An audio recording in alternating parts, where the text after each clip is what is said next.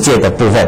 所以他讲说，修行境界即净行，你要去修行成就清净的戒行。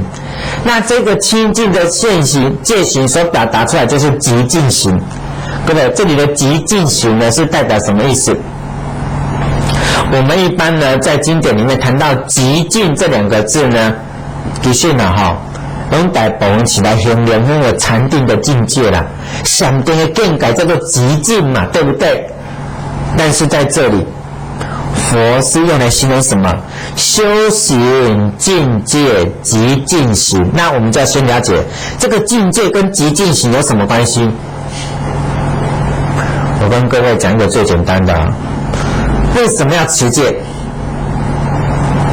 为什么要持戒？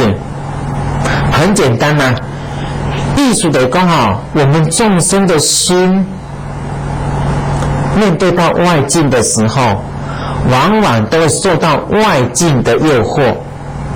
那我们怕我们的心面对外境诱惑的时候没有力量，所以我们必须透过戒法来要求我们自己。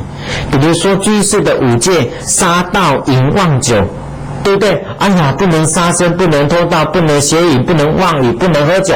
好了，他就会从这5个角度去要求自己，我绝对不能犯。那能够做得很好，叫做持戒清净，各位对不对？但是各位你要去了解啊，很简单，如果说你今天你的心能够做到极净的话，各位什么意思？你的心能够做到极净，不管任何境界现起，你的心都不动的话，那各位这样的持戒不是更殊胜吗？